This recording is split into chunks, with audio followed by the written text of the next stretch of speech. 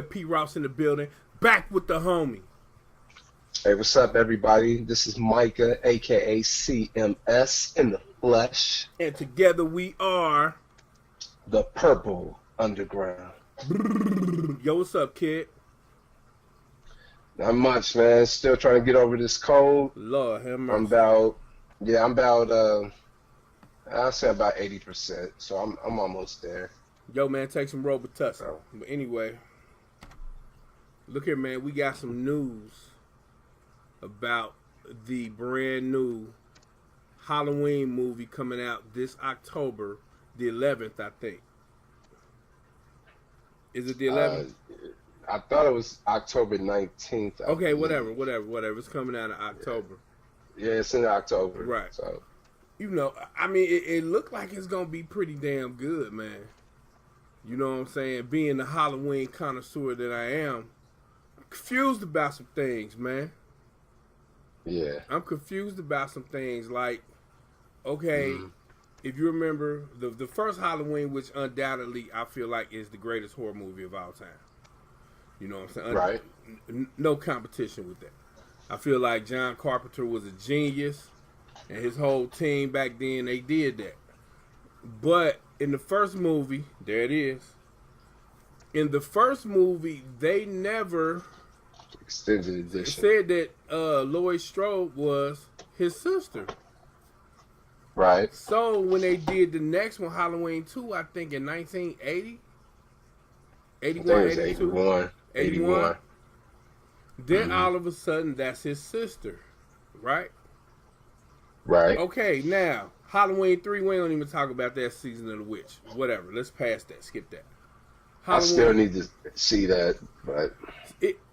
The problem for me with Season of the Witch is it got the Halloween name on it. I feel like if it didn't have the Halloween name that was just called Season of the Witch, that it would have went down as one of the okay B movies, scary movies of the 80s. But so then you got Halloween 4, where he comes back, right? Now, when he comes back, apparently Laurie Strode is dead, or she moved or ran away or something, and left her daughter in Haddonfield. So that was 4 and 5. Then you get to 6. The daughter then grew up, right? And she done had a baby, and Michael's still on the hunt for him. So now, real quick, now that's the curse of Michael Myers, right? Correct? Yeah. Okay. All right. So then you get probably one of the best after series to me, Halloween H2O, Halloween 2000, right?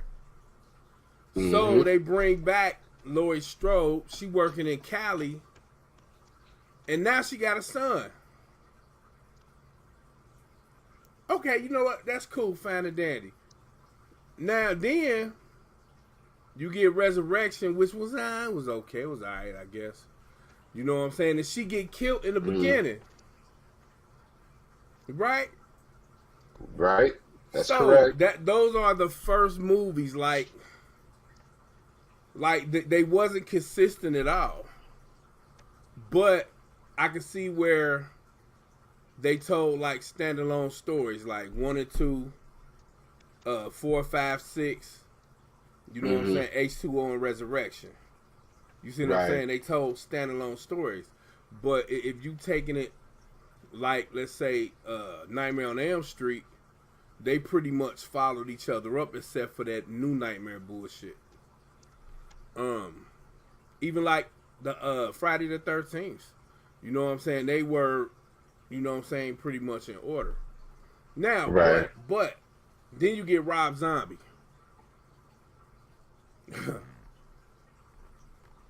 His remake of Halloween, which one I thought it was okay, but I thought he made a mistake with it because I think the purpose of the first Halloween for me was to show America that no matter where you are, you can get touched. And the first Halloween was like in suburban America. Rob Zombie Right. put it in a lower class. lower class neighborhood. Yeah. You know what I'm Right. saying, with quote unquote lower class people. But for the most part, I thought it was okay. I really did. Now the second one he did, I thought was trash. See, I never seen the second one. And Still, so I've only seen the first one. And I found it hypocritical what he said about when, like, Halloween, the Curse of Michael Myers kind of told the story of why he was the way he was. Right. And he said in the interview that he felt like that took away from the mystique of Michael Myers. And you should never tell, like, the backstory of your protagonist, your killer. So, then in his part 2, what does he do? He tells the story of why Michael Myers is the way that he is. Something about a white horse and this and that, you know what I'm saying? Like, blah, blah, whatever. Mm-hmm. But it was terrible. It really was terrible. You know what I mean? So, moving on, you know, that was like, I think that was 2008, 2009 that one came out. Something like that. Right. Then you always heard these rumblings. Like, you know what I'm saying? I'm subscribed to, like, HalloweenMovies.com, and they send emails every now and then. And it was always rumblings about this new movie. Okay, cool. Now, we get the trailer for it. It seems like they're trying to pick up after 1 or maybe 2. I would say 2. They're trying to pick up after 2 with, you know, Laurie Strode. You know what I'm saying? She's grown up, real grown up. Jamie Lee Curtis, of course, is great. Jamie Lee Curtis. And Michael Myers is in penitentiary or a mental facility, I say. You know what I mean? And she actually put him there, according to the trailer. And she's been waiting on him to escape for 40 years to come after her. And it looks like she claims she knew he was coming. You know what I mean? So, I think this may be the best one besides part 1. This one right here. If it's actually picking up at the end of 1. You know, well, at the end of 1, of course. You didn't like the second one? What the second one did for me that the first one didn't, it was more gore and blood. You know what I mean? I think around that time, like a lot of the slasher flicks, you know, start showing more blood, and the second Halloween kind of picked up on it. Because the first one had virtually like no blood. You know what I mean?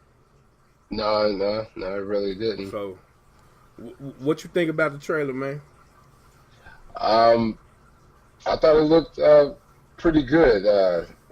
I'm definitely sold on going to check it out in October. So I'm not the biggest diehard horror flick fan or what have you, but there's a few of them I do like. But Michael, not the biggest horror flick fan, but when it comes to those type of movies, Michael Myers is without a doubt my favorite. You know, I like the Nightmare on Elm Street. I still need to go back and look at all the Friday the 13th, but the Halloween series is without a doubt my favorite. So, I've been waiting for them to, continue this, the legacy, if you will. And from what I from what I saw, I guess John Carpenter is actually executive producer of this project. Oh, okay, nice. So, you know, I don't know how much. I think he may have had a little bit to do with H2O, and maybe like to some capacity, like as a counselor, like towards some of the other movies, but yeah, that's hot. That's hot. You know. Yeah, he actually was involved in H2O. Cause I'm looking at it. Yeah, okay, I'm looking that's at what the I thought. back of it now. That's what I thought. That's what I thought. So, you know. But yeah, because you know the last Halloween, aside from the Rob Zombie series, what was it, the Halloween Resurrection? Yeah. The way that ended, it left the audience like, okay, there's going to be another one, right? If you remember how that movie ended, but that was back in 2002 or 3, right? But even that one, like that. Even that one though, it was kind of like he killed her. She the one that was in the facility, right? You see how confusing it can be for like someone saying like, okay, I want to get into these movies. Like if you don't understand that they're standalones, you know what I'm saying? You would be totally messed up. Yeah, and actually, the Resurrection movie was the first Halloween movie that I've seen personally. So after going to, going to go see it at the theaters, I went. I think, like that next week. Right. I went to go and rent. When this is when video stores were still in business. Right. Went to go rent all the Halloween DVDs. Right. And so because I was so intrigued by the whole storyline, so I wanted to know like everything. Mm-hmm. So I had to go back and find out what the whole origin was of all this. So and that made me mad too. That made me mad, man. Like at the end of H2O, I think that would have been a great ending with her chopping his head off. Oh yeah. Calling it a day. But when they brought it back, like, okay, he was fucked. He was getting messed up in H2O, so he had the ability to kill somebody, put them in his mask, and she chopped off somebody else's head. Right, because that is the only way you're going to have to really off this. Yeah, right. That's the only way you're going to be able to kill him. But my question is this something they had planned, or was it just based off of the success of H2O? I think it was just based off I don't think they were expecting the success of H2O. Right. Personally. Because that story just seemed too... I thought they could have started a new one after that. You know what I'm saying? Well, right, because here's the thing with the one after H2O, which was Halloween Resurrection. Right. The main... Yeah, I guess you could say the main character. I can't remember the girl's name. I have to go back and watch it. But the main girl that he was after, why was he after that girl? Right. Because they never said in the movie where is the actual connection. Yeah, he went back home to that house. Right. But why was he after her? Right. Yeah. Yeah. So that's where. Going back now, when I go back and watch that particular sequel, those are the questions that that come to mind. Like, what is about her that was so significant?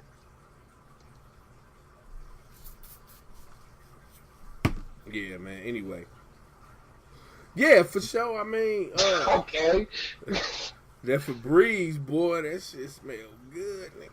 But yeah, I agree with that.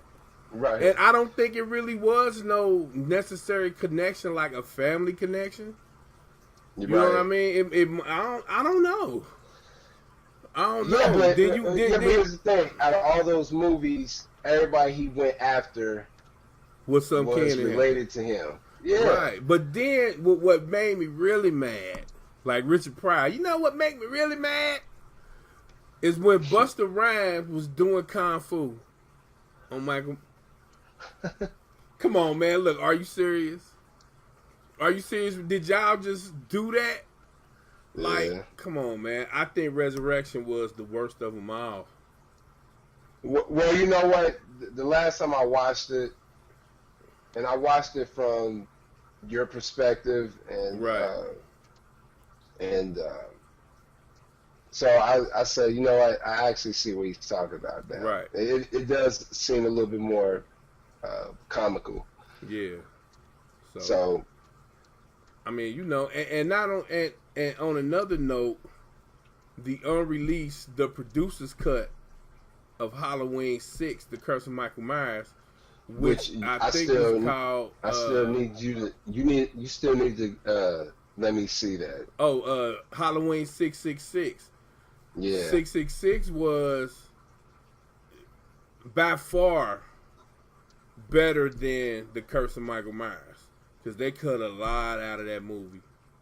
You know what I mean? Like, and the ending of 666 is tight.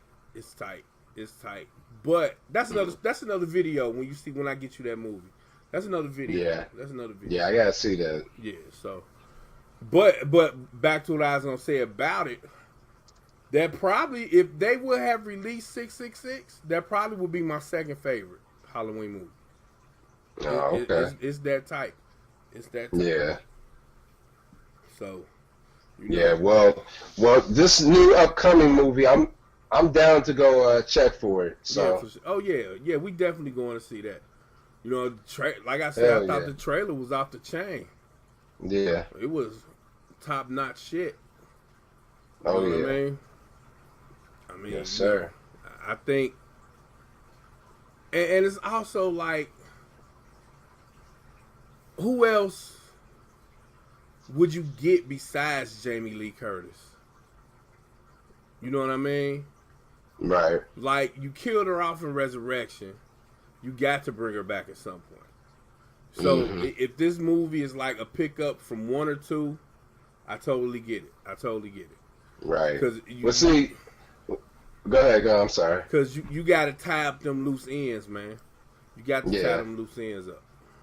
Yeah, because just off the trailer, I'm curious to see how it's going to start off. Where do they pick up at? You know, as far as the storyline. Right. Yeah, for sure. So, especially for people who already done seen all of them or most of them, as far as where they know Jamie Lee Curtis, her character. Yeah. Right. So, yeah. And then the trailer was a trip because remember the part where he was in the bathroom with the girl on the toilet and he dropped the teeth? Oh man, you know what? That is some original shit. Like I ain't never seen nothing like that before. And then you see his hand, and then you see the blood that's just kind of dripping down. Yeah. Yeah, man. Yeah, it's definitely gonna be a trip though. Like, I mean, and she been training for years.